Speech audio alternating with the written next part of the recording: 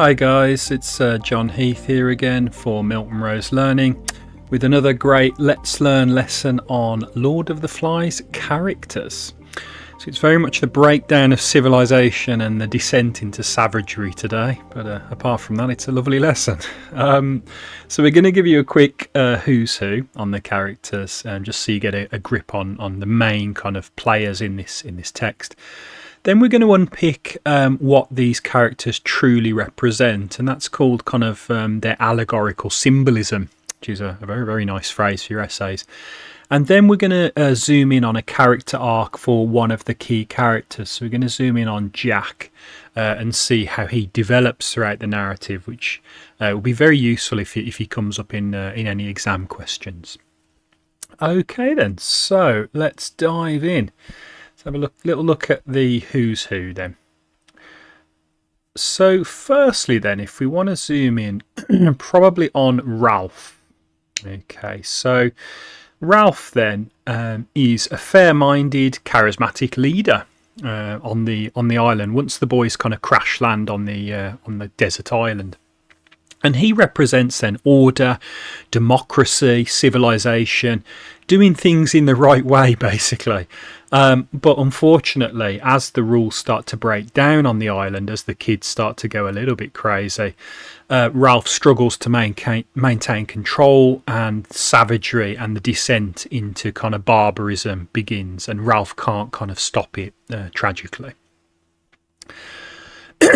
Okay, then we have Piggy, looking very intellectual there, very kind of very worried about the future, should we say. So Piggy is an intelligent, rational character, and he values logic and rules, basically working things out with our minds, which is the basis of any civilization, really. And he represents then scientific thought and social order, but ultimately he's sidelined and he ends up bullied and kind of ignored. So symbolising that rationality kind of has its limits, and it will always be trumped by violence, potentially. Okay, then we have Jack, who will provide a bit of a case study later in this lesson later on. So he is an aggressive and power-hungry kind of young boy. So he rejects rules and the civilised kind of order in favour of savagery, and he becomes ultimately the tyrannical leader of the hunters. So he kind of eschews all forms of kind of social norms and civilization and just goes on a power grab for himself. A very interesting character in that sense. Then we have Simon, who's almost the antithesis. So Simon is a gentle, spiritual character, and he represents kind of natural human goodness. So he sees the truth about the beast, who you will read about when you start doing the text at school, but he's violently silenced. It's kind of pretty much, he sees the truth, but the other kids don't want to see that truth, and there's almost politics at play there, and they just silence Simon very brutally as well. Okay, and then we have Roger. So Roger is Jack's kind of sadistic enforcer. He's a bit of a barbarian himself. So the image doesn't do him justice. He looks very innocent there, but he really isn't when you start reading the text at school. So he starts as quiet and kind of sinister, but he becomes increasingly violent as the narrative progresses, and represents the kind of more violent, kind of vicious parts of human nature. That's from Golding's kind of perspective. So definitely want to keep an eye on when you read the text. Okay, now that is a kind of nice who's who, just giving you a really quick overview of the key characters within this kind of narrative. But we need to kind of go deeper than that if you want to get the high grades. Now, when I'm teaching my classes and my tutees this text, I kind of, to get the high grades, I understand with my students that each character is not just a character or a little boy trapped on a desert island. They are what we would call an allegorical figure. And an allegory is when each character stands for something bigger in society. They symbolise something bigger than just the character. And to get the high grades, you want to understand what each character allegorically symbolises. So we've prepped a nice little table, and we're going to go through them together. Okay, and we'll look at what role they have in the text, which we've kind of learned, so we'll just recap that very quickly, and then we'll pick apart the allegorical symbolism for each character. So let's look at Ralph first. So he's obviously a very tragic character. He tries to fight the good fight, but sadly it's just not enough, and he has to give way. So in the text then, he's elected the leader who tries to maintain a democratic order and build a shelter to kind of save the kids on the island. So he's actually a good figure in that sense. However, what does he allegorically symbolise? Well, let's think about it. If he's building if he's been elected ruler and he's trying to build huts and stuff to save all the kids, then he allegorically symbolises democracy, civilization, and moral leadership. All things which our whole society is built on. Okay, so he's a good figure in that sense, and that's what he allegorically symbolises. It's not just a little kid, he represents all those positive values. Then we have Piggy. Okay, so Piggy is Ralph's advisor, intelligent but very physically weak. He has to be protected on the island because he's not very strong, sadly. But what does he allegorically symbolise? Well, let's have a look. He allegorically symbolises our logic, intellect, rationality and reason, and also scientific order, working things out with our minds, all things which are very, very important in modern day society. So Piggy very much represents those kind of scientific values that we all have, that we use to try and push society forward in some positive way. Then we have Jack. Okay, looks like butter wouldn't melt there. So let's have a look. So he's the leader of the hunters, but he turns savage and he seizes power, as we learnt at the start. But if we look at the right, what does he allegorically symbolise? Well, he really symbolises on a deeper level tyranny, savagery, the desire for power. The Latin phrase for that is called animus dominandi. Some political philosophers have said that the animus dominandi belongs within all of us and we all have a desire for power. I don't know whether that's true or not, but it's an interesting theory. And Jack kind of represents that kind of negativity at the base of the human soul, almost, if we're going to be philosophical about it. Then we have Simon with his conch there. So he's quiet, he's kind, he's insightful. He's kind of like the kid who you would want to sit by on the school bus. You know, he's a nice kind of kid.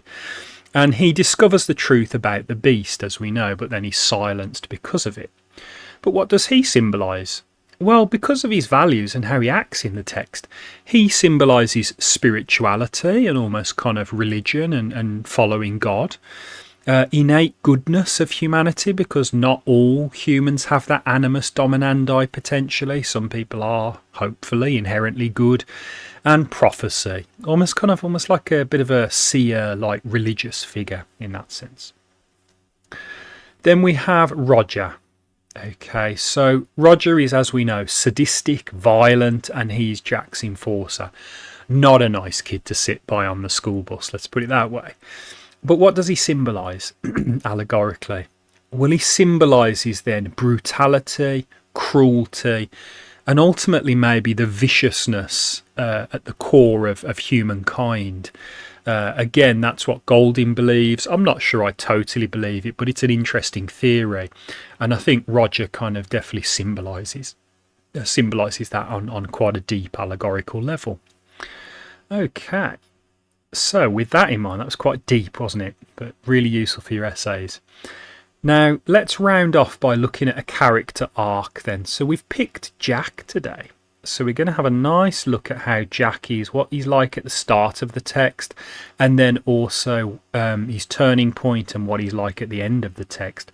So let's get this lined up nicely so we can have a good look at it together. Okay then. So at the start then, Jack has quite an obsession with gaining control. So he's introduced as the authoritarian leader of the choir boys, and he's actually frustrated by Ralph's leadership. He sees him as too soft and he wants to take over. So Golding presents Jack initially as proud, controlling, and already drawn to that idea of power and dominance. That animus dominandi is very much within Jack. Okay, really wants to dominate. And a quote from that for your essays at the start is, "I ought to be chief because I'm chapter chorister and head boy."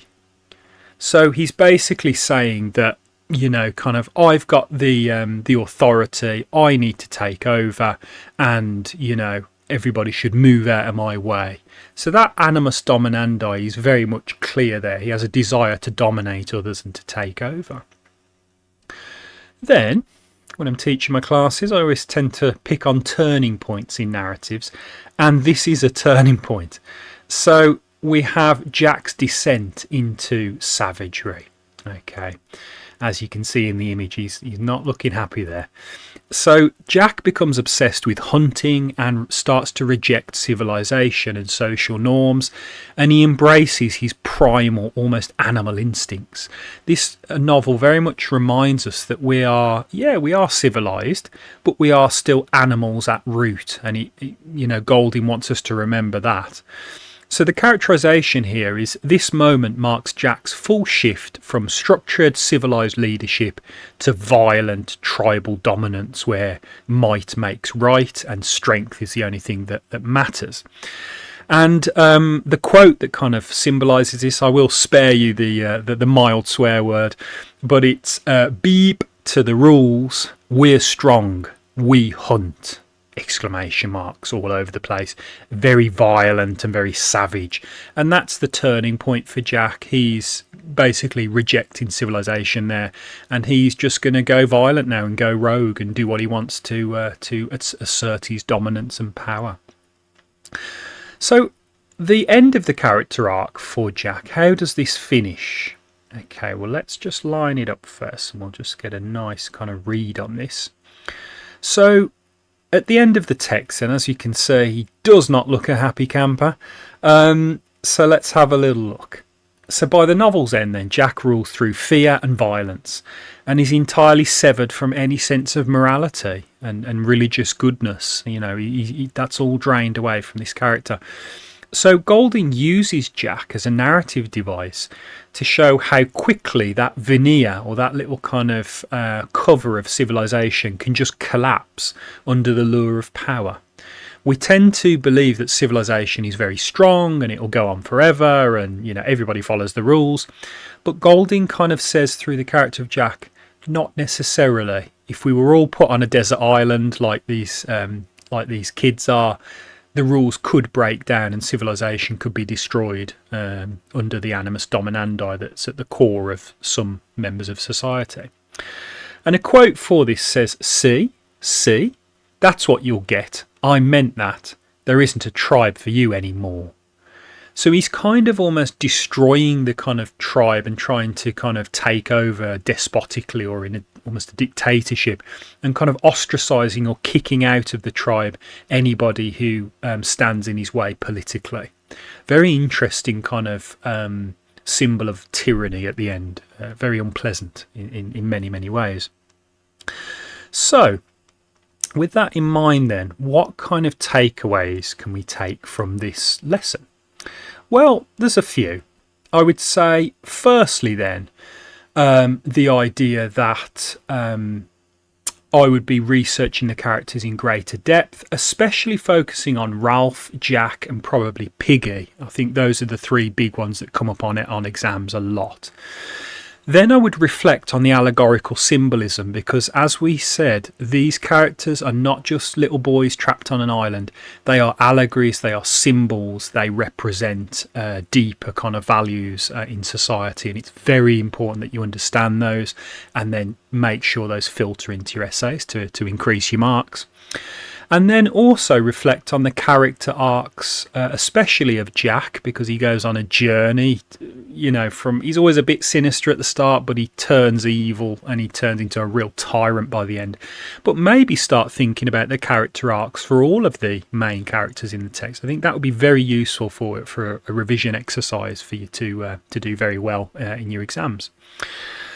Okay, so with that in mind, it just remains to say, if you found this lesson useful, please feel free to hit the like, subscribe and tap the bell icon so you'll never miss a great lesson from us again. Keep watching on Milton Rose Learning's YouTube channel, because it's growing into a real excellent free kind of educational resource now. And it just remains to say, obviously, as we always do say, keep learning, keep growing, and we'll see you soon.